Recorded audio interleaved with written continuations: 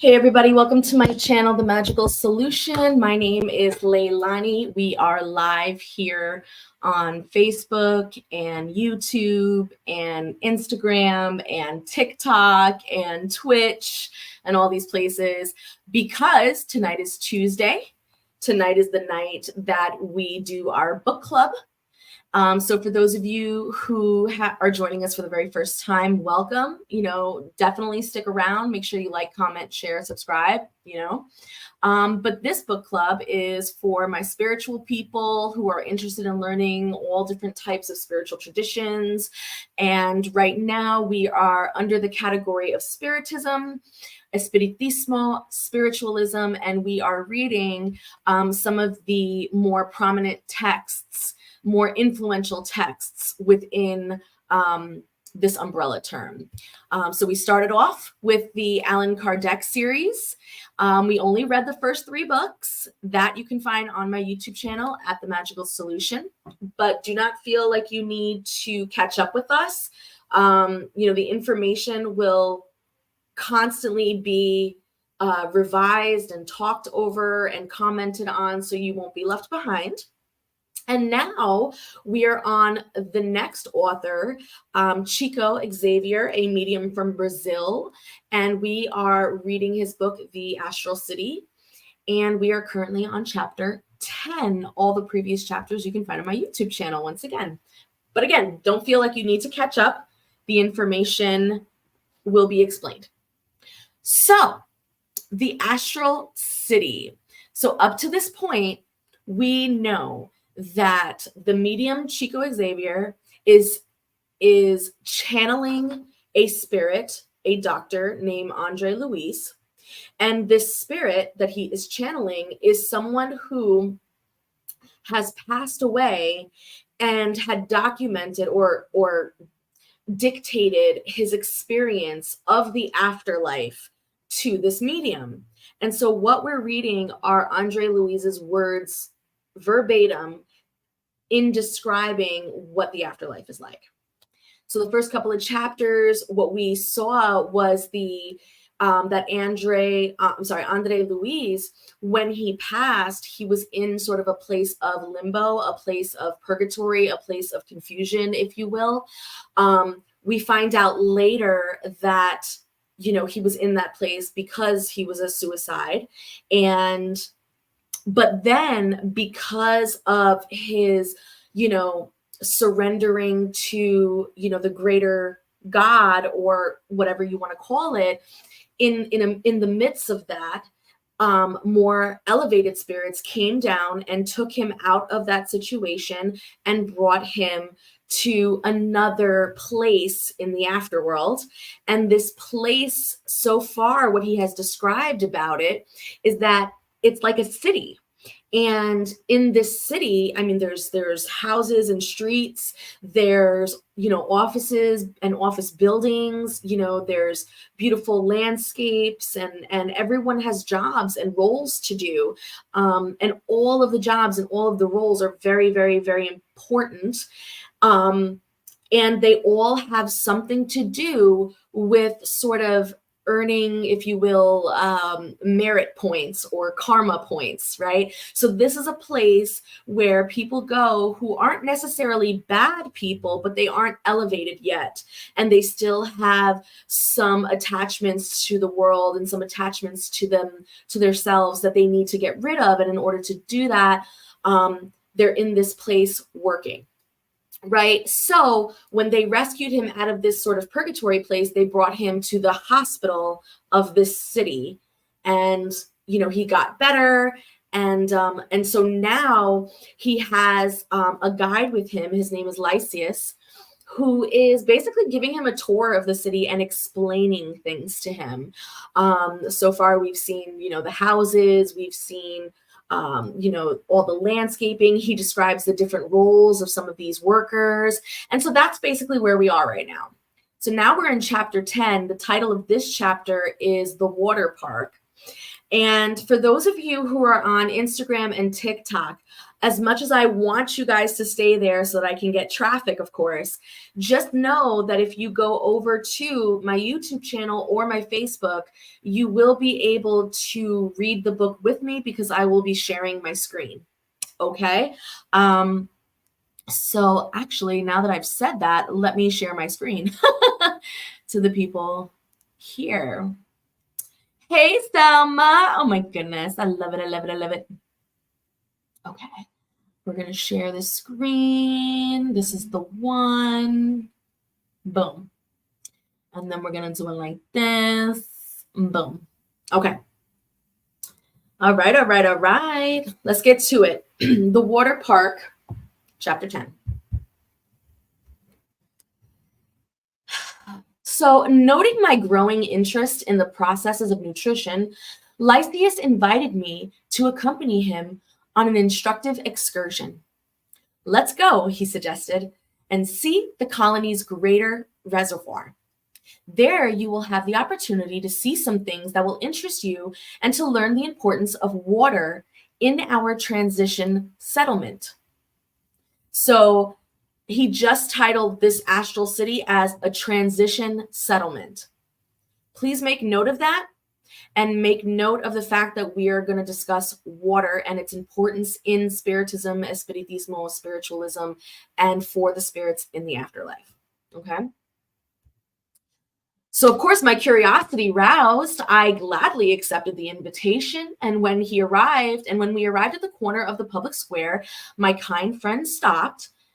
Here, we wait for the airbus, he said. I had scarcely gotten over my surprise when a large vehicle approached, floating about 15 feet above the ground, filled with passengers. It descended like an elevator. I looked at it closely, and it was very long, like no vehicle I had ever seen on Earth. It seemed to be made of a very flexible material, judging from the number of antennae on its roof. I guessed that it was connected to invisible wires.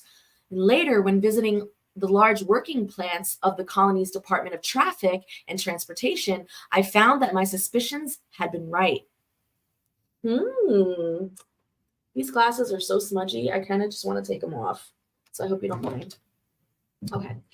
So Lysias gave me no time for my customary questioning. We just climbed in, settled into comfortable seats, and the Airbus started in silence. I felt uneasy in this unusual environment among so many strangers. We traveled at such a speed that I found it impossible to discern the details of any of the constructions that we passed.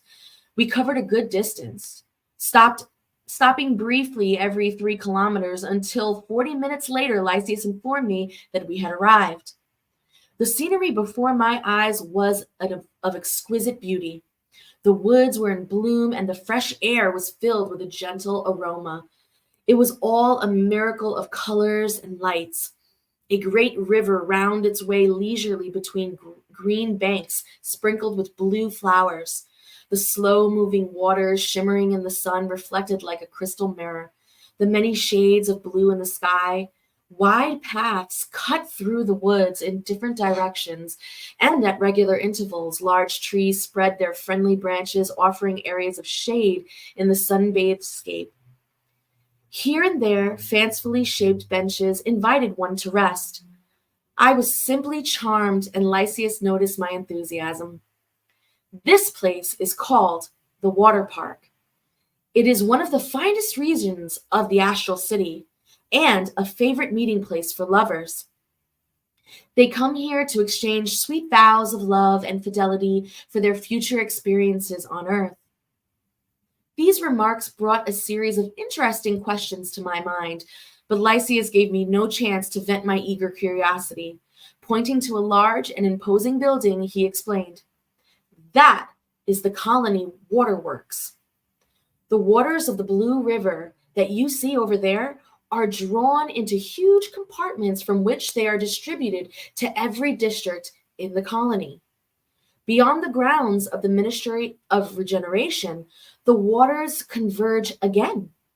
The river then flows along its ordinary course towards the great ocean of substances, invisible to Earth. As a matter of fact, water here has quite a different density than that on Earth. It is much lighter and purer here, almost fluidical. Noticing the magnificent building in front of us, I asked, which ministry controls the distribution of water? It is one of the rare material activities under the ministry of divine union. Really? I exclaimed, at a loss for how to reconcile the two. And Lysias smiled and continued with his explanation. See, on Earth, very few people recognize the importance of water. Here in the astral city, our attitude is different and our knowledge of the subject is far greater. It is obvious that all services that are created need energy and attention to remain in good order. In this spiritual city, we learn to be grateful to the Father and his divine laborers for such a gift. Being more deeply acquainted with the properties of water, we know that it is one of the most powerful vehicles for all fluids, whatever their nature.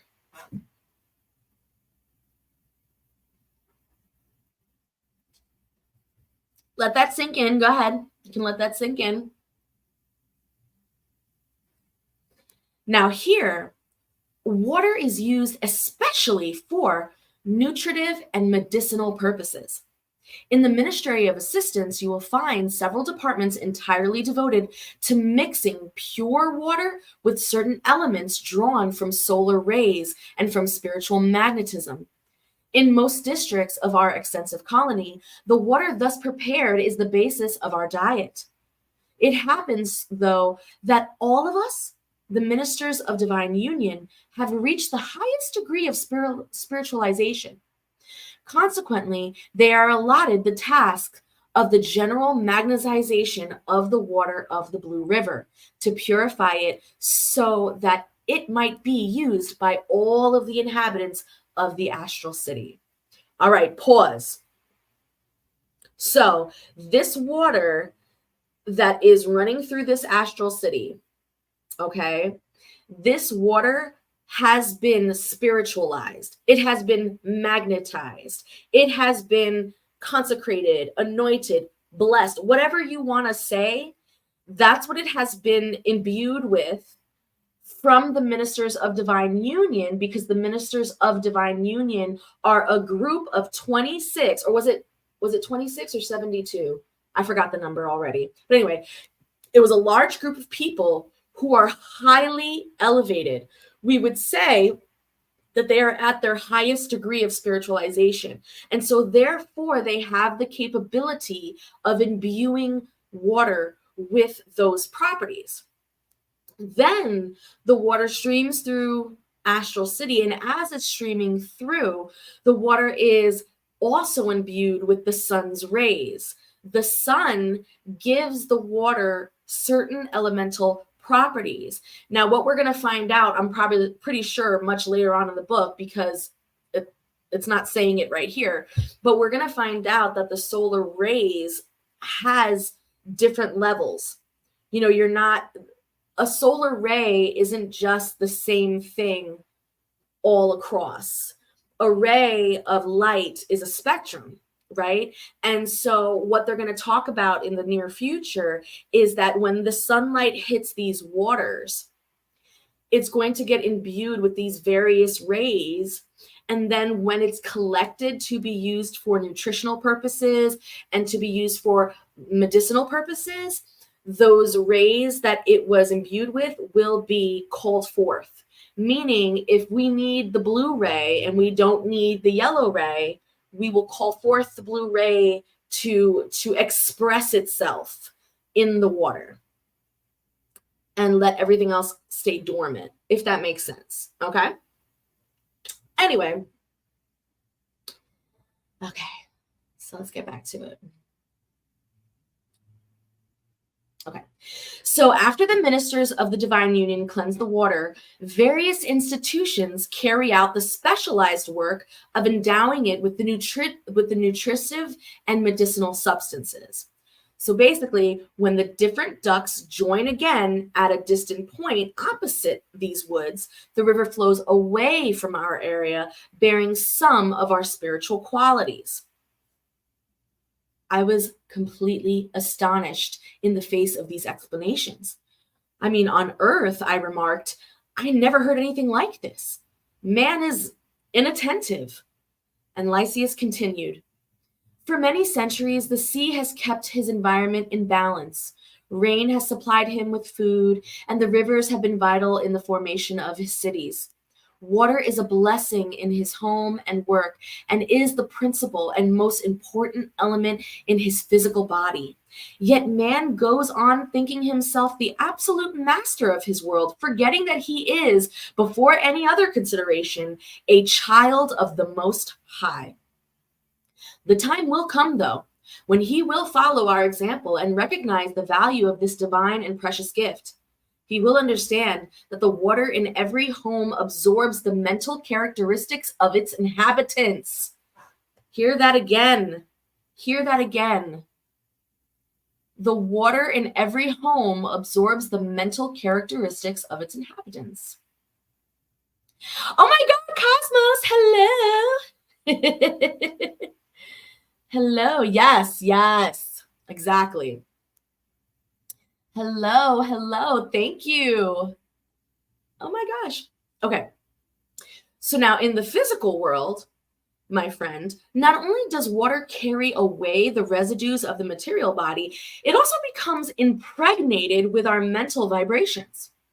It can be harmful in wicked hands, useful in generous ones, and when in motion, its current spreads the blessing of life and acts as a vehicle of divine providence, absorbing man's bitterness, hatred, and worries, cleansing his physical home and purifying his inner atmosphere.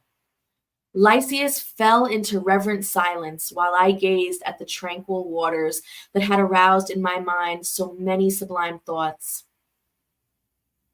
Boom. So that was chapter 10. Now you know why spiritualists will say to you that we can do more with a candle and a glass of water than other spiritualists can do with all the tools and all the herbs and all the accolades in the world. At the end of the day, water and a candle is all you need. So now we're on chapter 11, which is called Learning About the Astral City. We're going to continue. My generous friend was anxious to show me around the numerous districts of the colony, but pressing duties called him back. You will soon get a chance to visit the different departments of our activities, he said encouragingly. You see, the ministries of the city are vast centers of intense work. A thorough inspection of any one of them would take several days. However, you will not lack opportunities. Even if I find it impossible to accompany you, through Clarence's meditation, you will be granted a permit to visit any department you like. By the time we were back at the Airbus, and in a few minutes, we were on our way home. I did not feel again the sensation of uneasiness I had at the first experience, nor was I constrained by the presence of the numerous passengers in the Airbus. I was almost at ease and fell to pondering over some of the questions I was anxious to solve. I took the opportunity to question Lysias further. Lysias, my friend, can you tell me whether all spirit colonies are like this one? Do they adopt the same characteristics? By no means. If on the physical sphere, each region, each town presents its own peculiar features, you can imagine the diversity of conditions existing on our planes. Here, as on Earth, creatures are grouped according to the common sources of their origin and the goal in view. But it must be remembered that each colony, as well as each of us, stands on a different step of the great stairway to perfection. Collective experiences vary among one another. We are only one example of such colonies. According to our chronicles, our predecessors often sought inspiration in the work of the devoted workers of the other spheres, just as settlements in formation now seek our help. Nevertheless, each organization possesses essentially unique characteristics. As a longer pause in the conversation ensued, I inquired, And did the idea of the division into ministries originate here? Yes, it did. The pioneers of the Astral City visited New Dawn, one of the most important spirit colonies near us, where activities are distributed into departments. Our founder adopted the system but substituted the word ministry for department, except in the case of the Ministry of Regeneration, which only obtained its promotion under our present governor. Their idea was that the organization into ministries is more meaningful in a spiritual sense. I quite agree, I assented. It is important, Lysias continued, that you realize that our colony strongly stresses the principle of order and hierarchy. Merit is the only standard used to evaluate those who may be assigned to prominent positions. In 10 years, only 4 spirit entities have been granted missions of responsibility in the Ministry of Divine Union. As a rule, after long periods of apprenticeship and service, we reincarnate to continue our struggle towards perfection. I was completely absorbed in Lysias's words, and he went on. When newcomers arrive, showing response to brotherly cooperation, they are lodged in a district of the Ministry of Assistance. If, however, they are reluctant, they are taken to the Ministry of Regeneration. As they begin in time to improve, they are then admitted as helpers to the services of assistance, communication, and elucidation in order to prepare themselves for their future tasks on Earth. Only a few spirits are allowed the privilege of a long stay in the Ministry of Evaluation, and very rare indeed are those who are raised to the staff of the Ministry of Divine Union. When positions become available every 10 years, let me tell you, the acquisitions required are no mere expressions of idealistic activity. We are no longer on the physical plane, where disincarnate entities are obliged to become ghosts. Our time here is spent in a round of active work.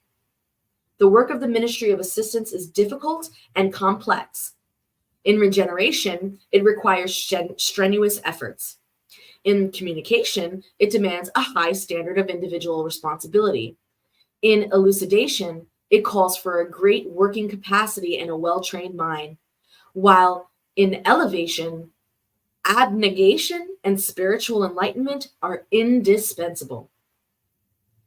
As to the missions of the Ministry of Divine Union, profound wisdom and sincere universal love are essential requests.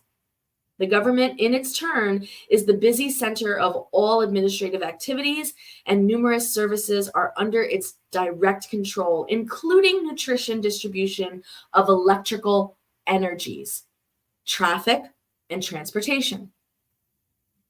In truth, my friend, labor regulations are always fulfilled here.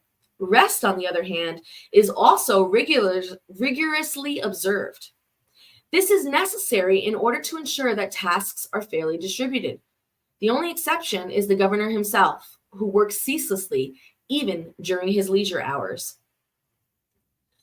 But does he never leave the government house? I inquired. Only when truly necessary for public welfare. The one exception is his Sunday visit to the Ministry of Regeneration, the zone which contains the largest number of deranged entities, because so many of the spirits there are still attuned with their unhappy brothers in the lower zones. Vast multitudes of transgressor spirits are lodged there. Thus, on Sundays, after the collective prayer in the great temple of the government house, our governor spends the afternoon working with the ministries of regeneration on many difficult cases. He sacrifices much to assist our distraught and suffering brothers. We left the Airbus near the hospital, where I thought gratefully I would soon find my comfortable room. As we walked, I noticed beautiful music floating through the air. I had first heard the melodies on leaving, and now, as we returned, I looked to Lysias for an explanation. That music comes from our workshops. After long observation, the government came to the conclusion that music stimulates labor. And since then, the inspiring incentive has become an established custom in all of our activities. Meanwhile, we had reached the hospital entrance hall. An attendant came forward and addressed my companion. Brother Lysis, you are urgently needed in the pavilion on my right. My friend left with his usual efficient calmness, while I retired to the privacy of my room, once more to return to endless speculations.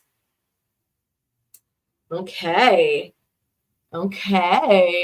So we understand, as you see, the importance of the water, and we understand the importance of the work that needs to happen in the astral city. And now we're on chapter 12, which is entitled, oh, excuse me, the lower zone. Okay.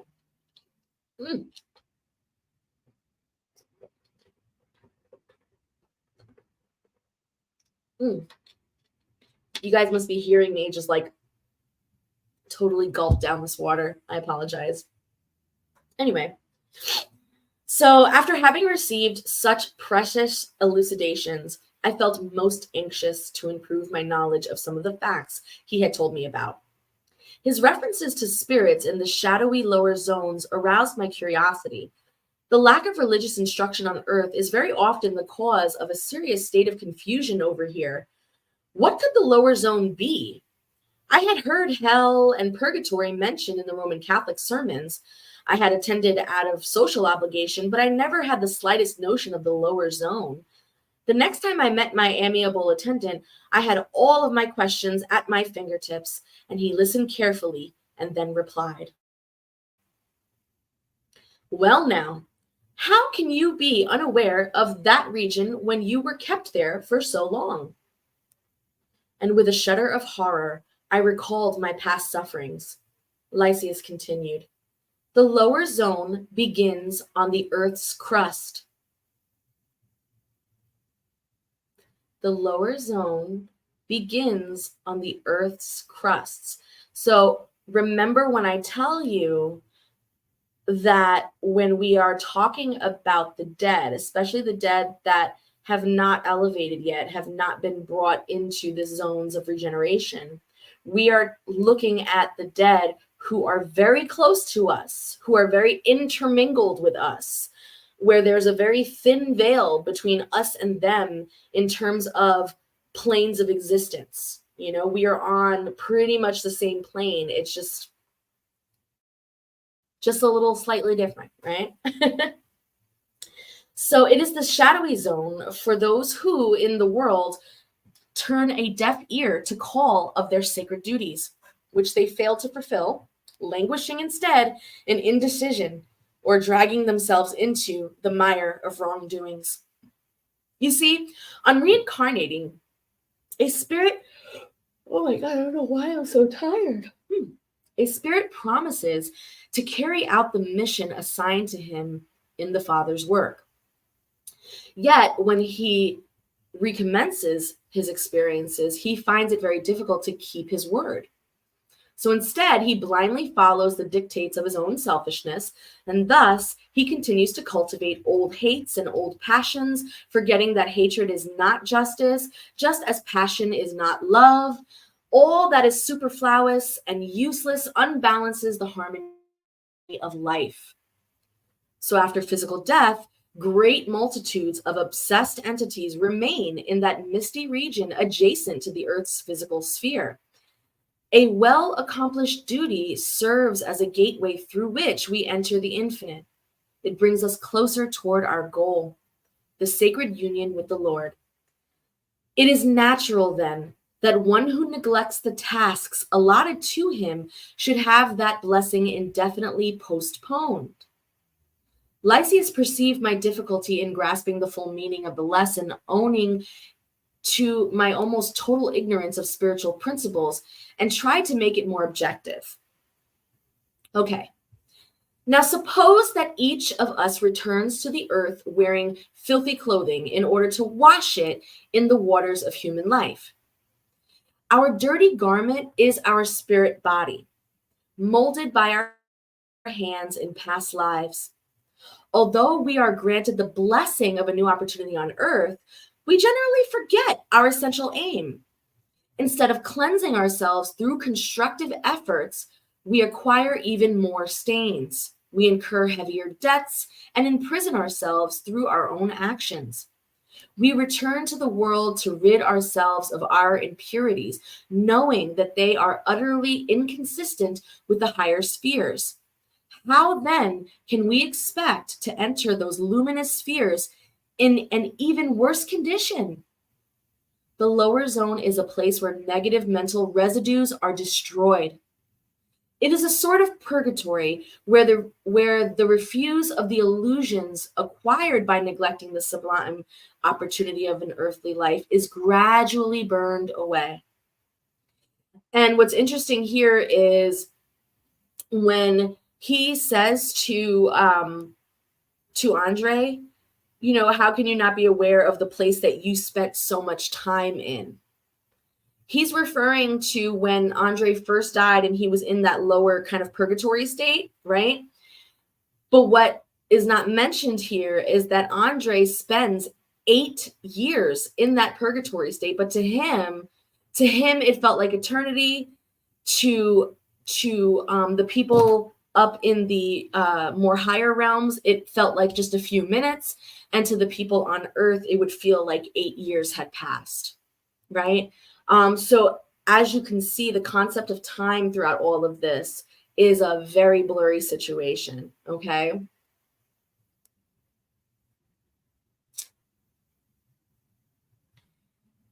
The image could not have been more clearer and more convincing. I was simply lost in amazement. Lysias, perceiving how useful these explanations could be to me, went on. The lower zone should be a region of great interest to those still on the physical plane, for it contains everything which is out of tune with a higher plane. Consider how wise divine providence was in allowing the creation of such a plane around Earth. There we find compact legions of irresolute and ignorant souls, not wicked enough to be regulated to colonies of harder expiation, nor sufficiently virtuous to be admitted to higher planes. Those countless inhabitants of the lower zones are close companions to incarnate men, separated from them only by a vibratory law. It is no wonder, then, that such places are characterized by serious disturbances. Their rebellious spirits of all kinds are grouped together, forming invisible nuclei of extraordinary power, owing to the concentration of their common tendencies and desires. So, to chop that up, this little purgatory state, this lower zone that we're talking about, that coincides with Earth, that is nothing more than a vibration away from Earth, is a place for disgruntled spirits, obsessed spirits, spirits still attached to their earthly things, spirits that, are not necessarily evil, but they aren't, righteous either. This is the place that they go to burn away all of those pains, all of those memories, all of those attachments. It's there that they cry out. It's there that they endure what they would consider a mental anguish, a physical anguish. And it's only until they surrender all of those attachments and let go of it all and finally surrender themselves to something greater, do they get rescued from that place and brought to the higher realms for regeneration and for their next step in their journey. But there are some who, once they enter in this place, sort of get used to it. They sort of adjust and adapt. They sort of start making plans and making legions and start reaching out to physical human beings to create mischief and confusion, to pretend to be guardian spirits and spirits of higher order in order to confuse mankind. these are energies that, you know, those of us who are mediums, spiritists, spiritualists, espiritistas, these are the entities that we tend to come across a lot, because many of them have learned how to adjust their vibratory state to enter into our physical realm, just like we can enter into theirs. And in that way, we get things like hauntings and ghosts. We get things like parasites. We get things like attachments. We get things like all kinds of stuff. So it's really important to recognize here what Lysias is saying, okay?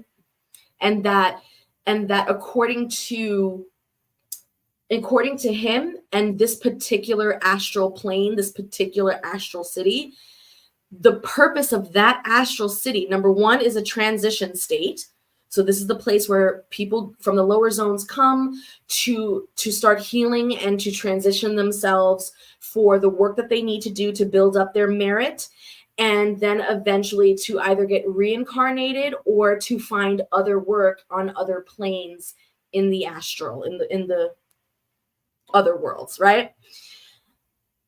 And part of that in the astral city is knowing that each plane has its own set of governances. And in the astral city, the set of governances has everything to do with order, hierarchy, right? Obeying, rules and structure, right? So this astral transition state of healing and all that is also that place where people have to learn discipline. They have to learn discipline. They have to learn hard work. They have to learn service. They have to learn all of these things within this realm. And they're given a lot of time to do it. And if they are successful, they can then, get a promotion to a higher elevated state, to a different role. If they are unsuccessful, they are then reincarnated to say, you know what, we've given you enough time. We've taught you everything you needed to know and what you need, but obviously you're not getting it. You're not getting it quick enough. So we're going to send you back to Earth to keep working on it. Hopefully you will gain some more points, some more merit points. And when you cross over, hopefully you won't start off in the lower zone. Hopefully you'll start off here and you can pick up where you left off. That's the ideal. Okay. That's what we're seeing here. Okay.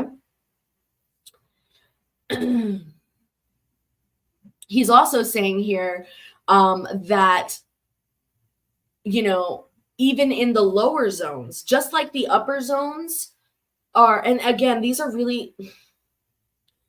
words I hate using, right? It sounds so new agey. It sounds so like, spiritual supremacist kind of vibes, right? Higher vibration, lower vibration, love and fear, and like this and that. It's like a very just shitty way of explaining this, but it's the only language we have, right? So stick with me. So just like the upper realms or the upper zones have their structure and hierarchy and have their sort of distribution of where spirits are supposed to go based on certain intellectual, moral things, the lower zones also have their own sort of organizations as well, because every spectrum will have its equal and opposite on the swing, right?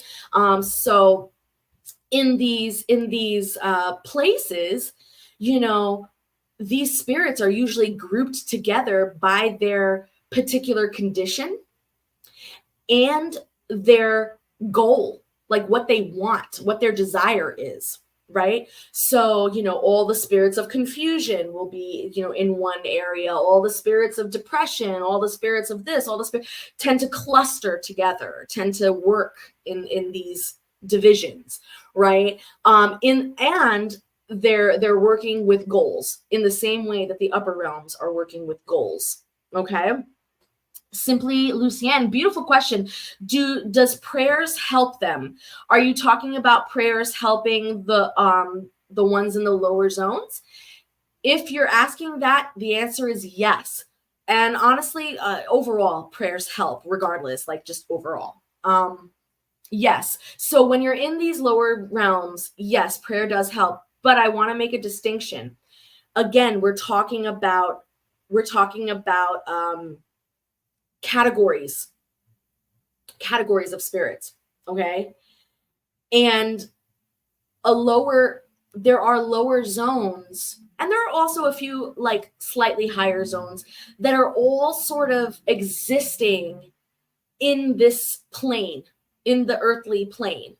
Okay. And so because of that, okay, the spirits that dwell in those adjacent vibratory states can be prayed for. They can be prayed for and they can be elevated.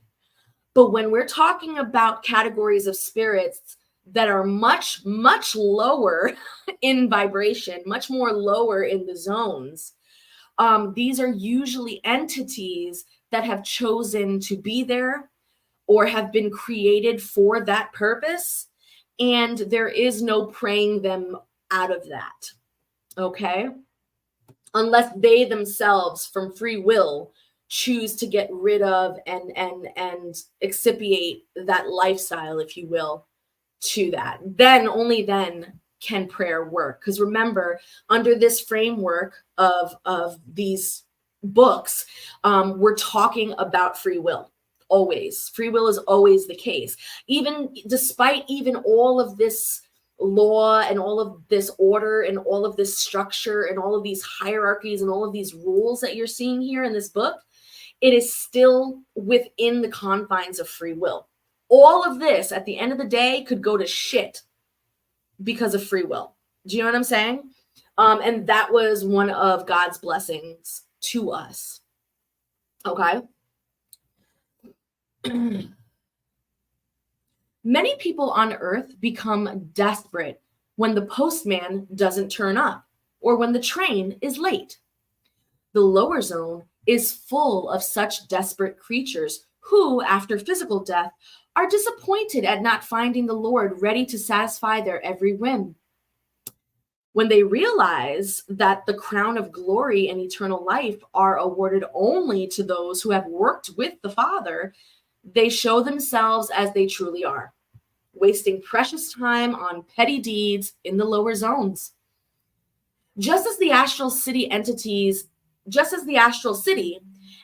in the lower zone form a spiritual community, but their community is peopled with many different types of frustrated, idle, and perverse entities.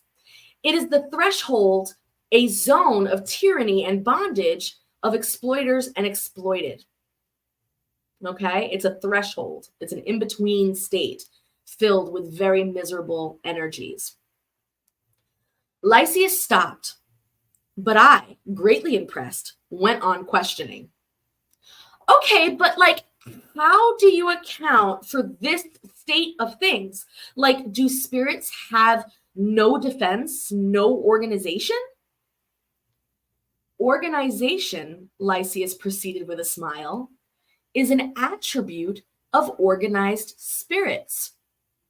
You see, the lower zone to which we are referring is like a home where there is no bread. Everybody complains and no one is right. The absent-minded traveler will miss his train. The farmer who does not sow cannot reap. However, of one thing you can be sure, even in the shadows and ordeals of the lower zone, divine protection never fails its inhabitants. Each spirit remains there just the necessary time, no more, no less. And in order to carry out that work of spirit care in the lower zones, the Lord has permitted the establishment of several settlements such as ours. And this is where we're going to start to see where the role of the medium plays, because the role of the medium is such of those settlements. It's an earthly, physical type of organization, if you will, a settlement, if you will. that is organized to elevate these spirits, to elevate, themselves, to elevate, you know what I'm saying? Like, that is also part of what it is that spiritists, spiritualists, and espiritistas do. So we're slowly starting to get there, okay? I suppose then, I remarked, that the lower zones must be in a close connection with the incarnate plane, even a kind of continuation of it. And so it is, he agreed. And you will see there the net of invisible wires connected to human minds.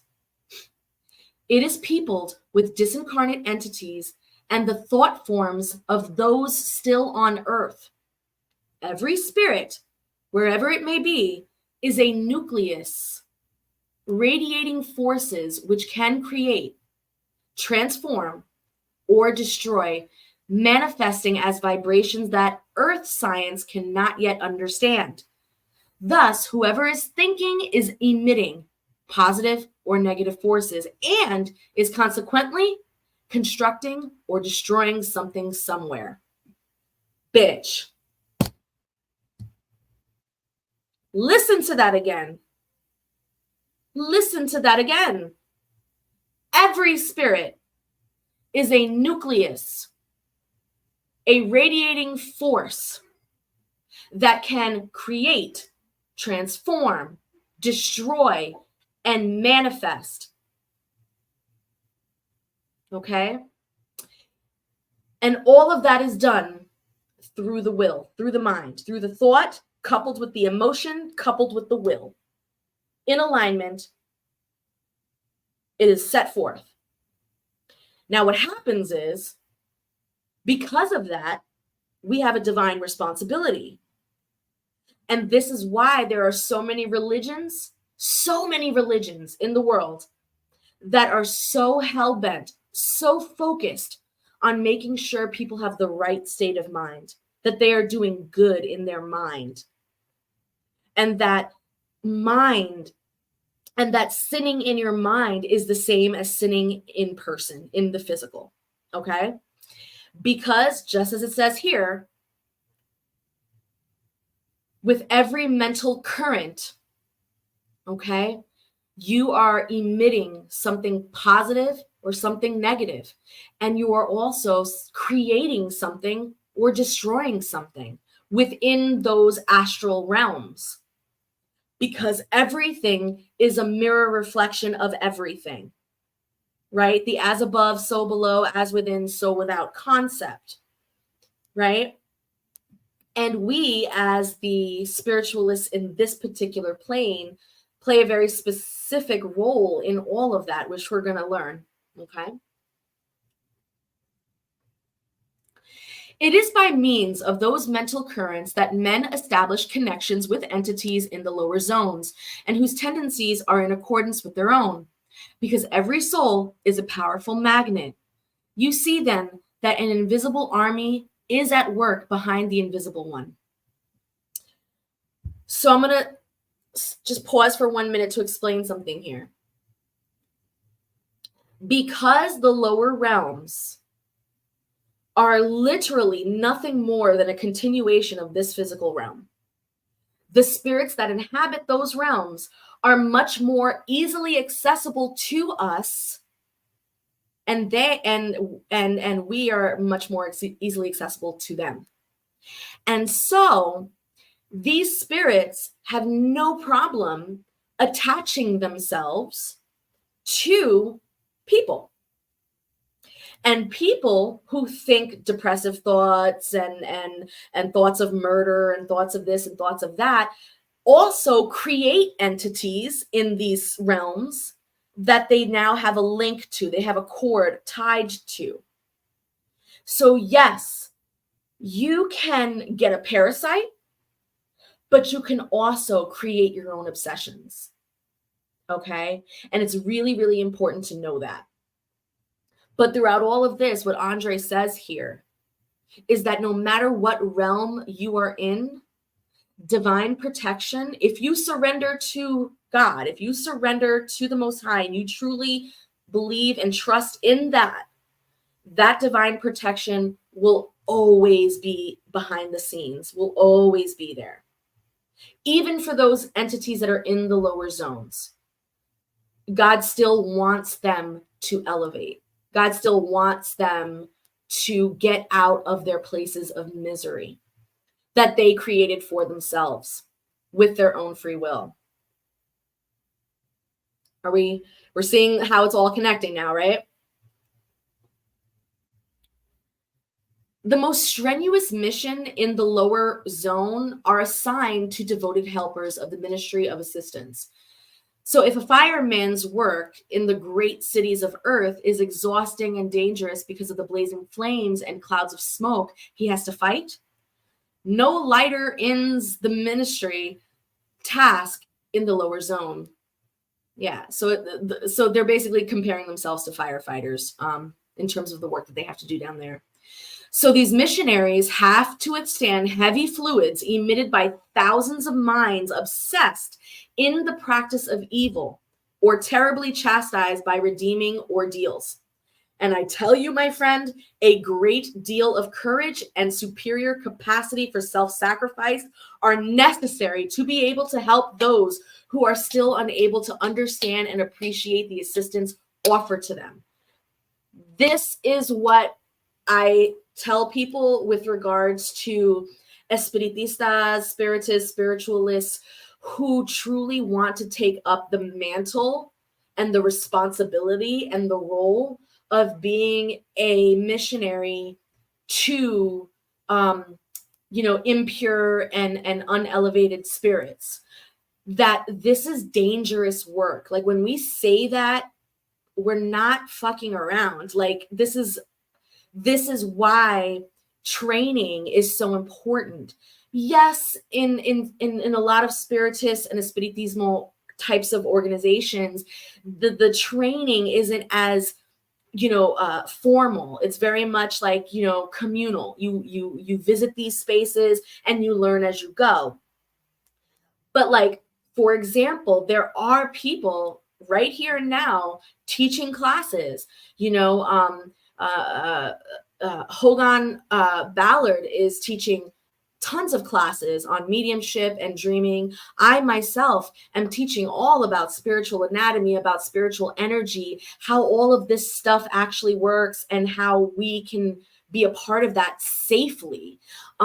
There's so many of us that are actually teaching the right way to approach these energies, because if you do decide to take up the mantle to do this work, it is exactly that. You are dealing with very heavy fluids, very contaminated energies, contaminated fluids that will affect your health. It will affect your mind. It will affect your emotions. And if you really don't have your shit together, it will affect your family, your children, your pets.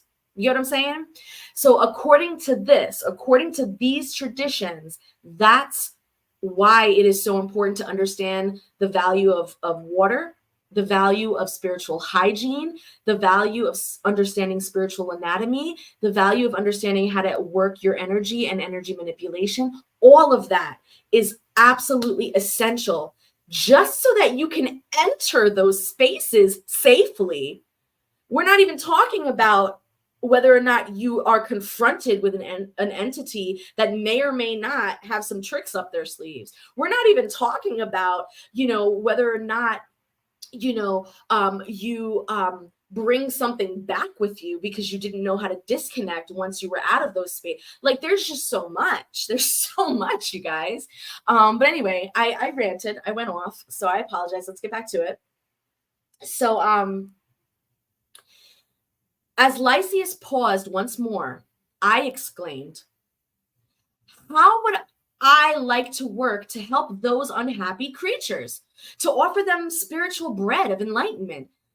My friendly attendant looked at me kindly, and after a few moments of reflection, took his leave with this parting remark: "I wonder whether you feel duly prepared for such a mission." Duly prepared for such a mission.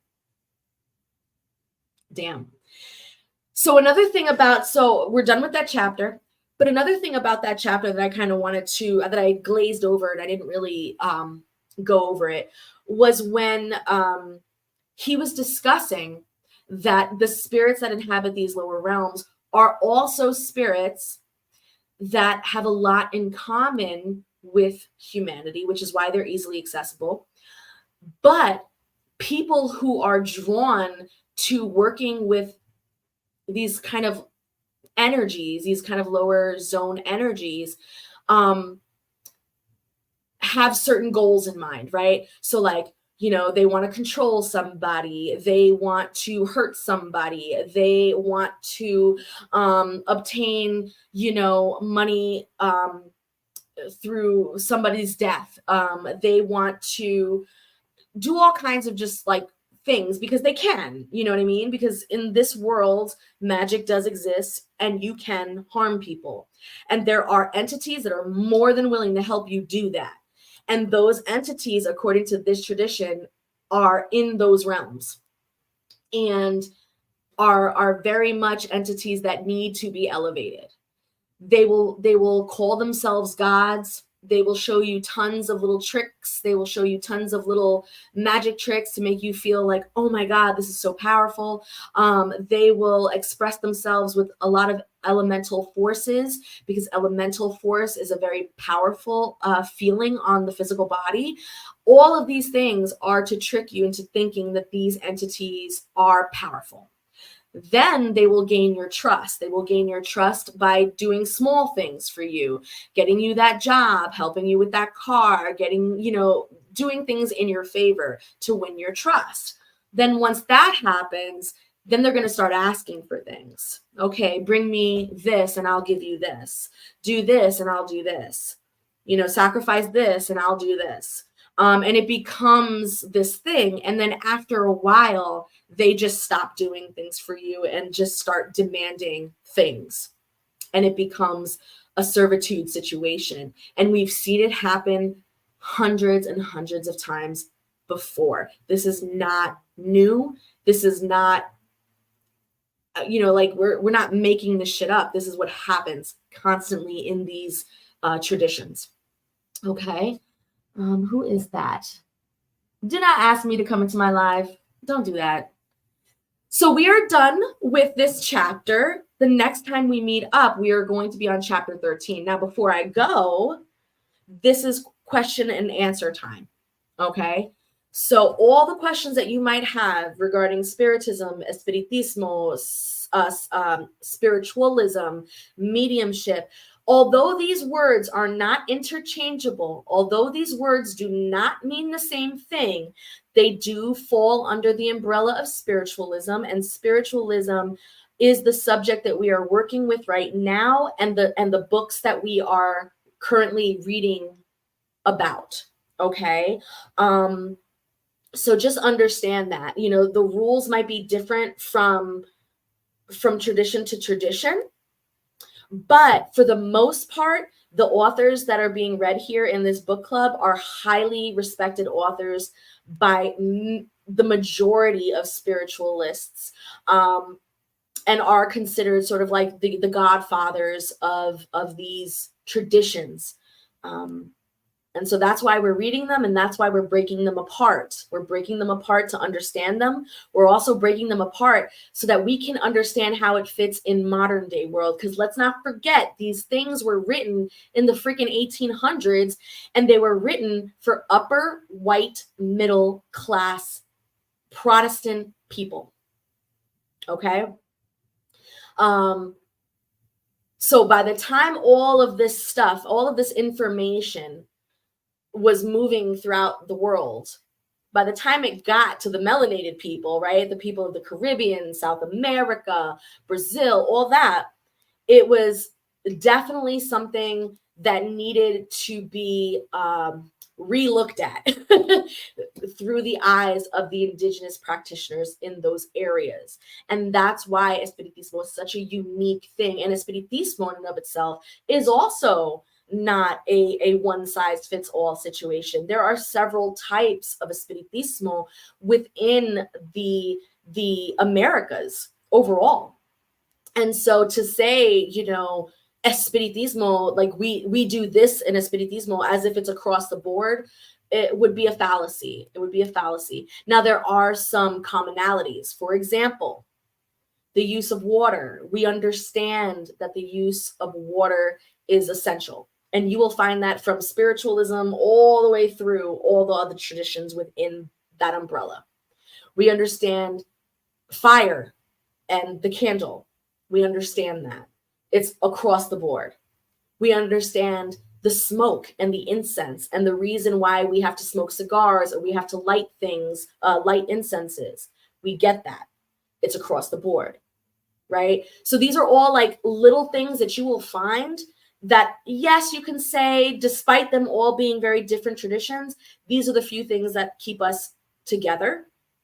And what keeps us together is also our service to the dead, right? Everything else is up for debate. Everything else is up for debate. There are spiritists and espiritistas and spiritualists that will fight all day long about whether reincarnation is the thing.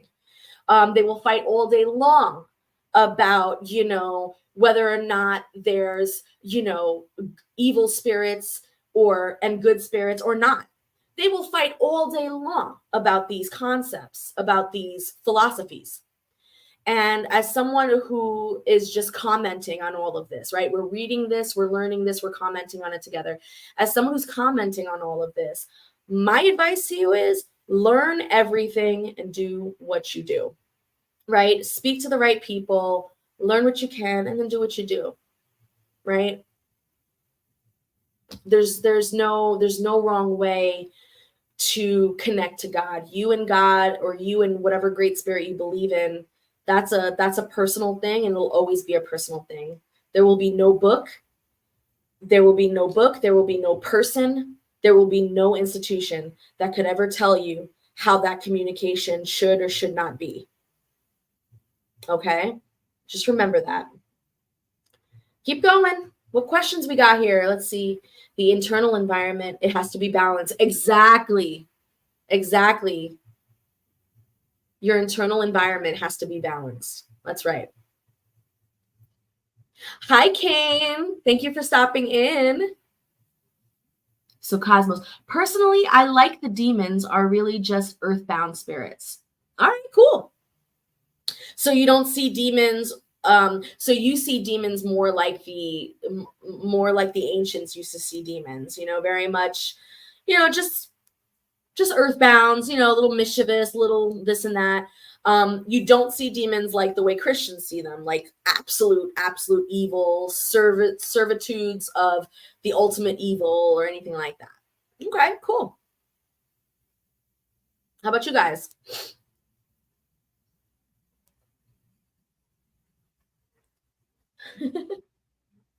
Traumas create spirits like earthbound spirits. Exactly.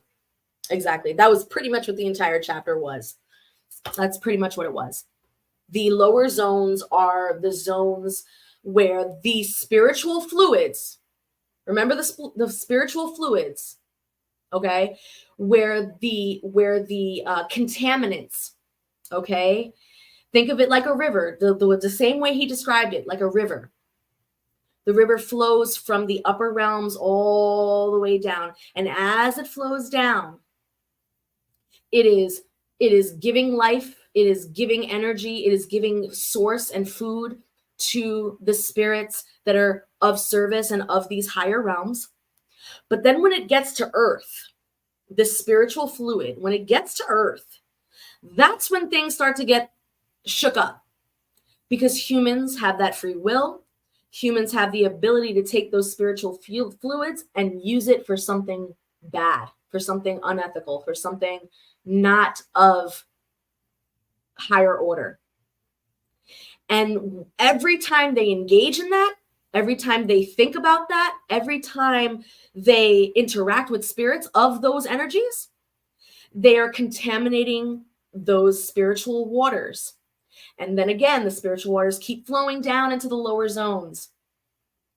And it just keeps going.